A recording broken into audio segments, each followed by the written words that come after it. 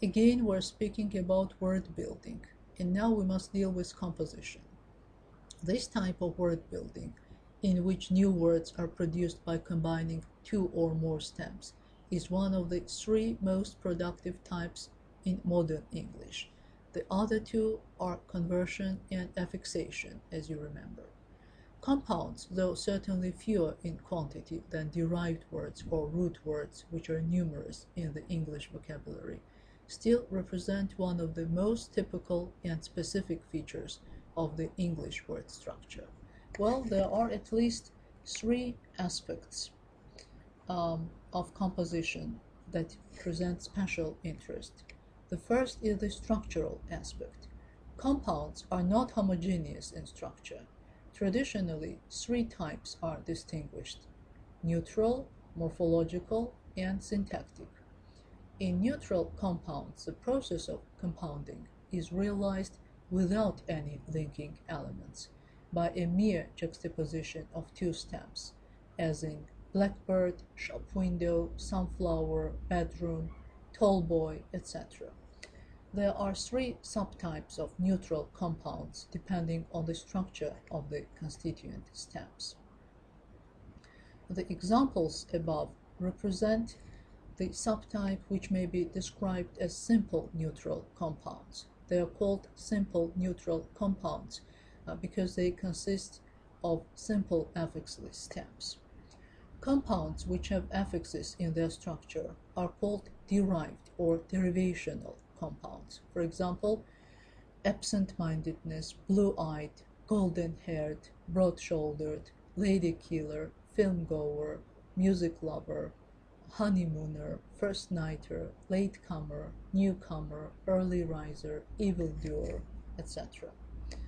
The productivity of this type is confirmed by a considerable number of comparatively recent formations, such as teenager, babysitter, strap hanger, four-seater, which means a car or a boat with four seats, double-decker, it's a ship or bus with two decks. Numerous nonce words are coined on this pattern, which is another proof of its high productivity. For example, luncher out. It's a person who habitually takes lunch in restaurants and not at home. Gooseflasher, it is a murder story. Or attention getter, as in the following fragment. Dead, I began. I'm going to lose my job. That should be an attention getter, I figured. The third subtype of neutral compounds is called contracted compounds. These words have a shortened, contracted stem in their structure. For example, TV set, TV program, TV show, TV canal, V-Day, Victory Day, G-Man, government man, FBI agent, H-bag, handbag, T-shirt, etc. Morphological compounds are few in number. This type is non-productive.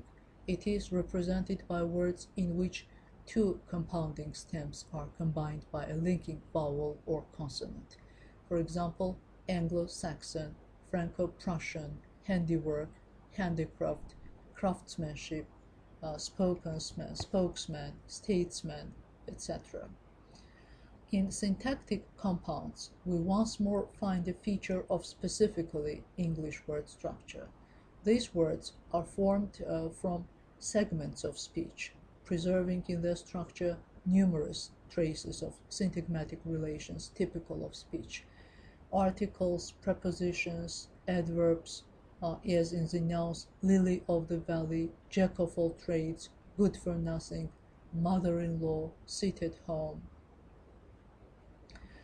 Syntactical relations and grammatical patterns current in present-day English can be clearly traced in the structures of such compound nouns as pick me up, know all, know nothing, go between, get together, whodunit. So this word whodunit means a detective story, and it was obviously coined from the ungrammatical variant of the word group who has done it.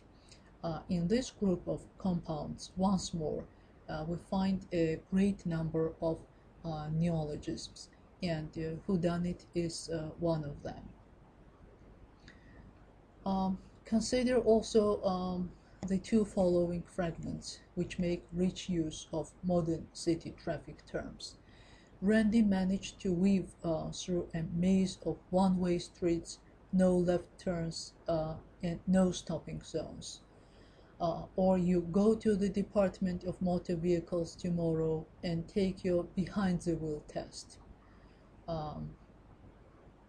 The structure of most compounds is transparent, as it were, and clearly betrays the origin of these words from word combinations. The fragments below illustrate the very process of coining nonce words after the productive patterns of composition. Is all this really true? He asked. Or are you pulling my leg? There was no sign of leg pulling on any of the faces. What if they capture us? What if they shoot us? What if my beard were made of green spinach?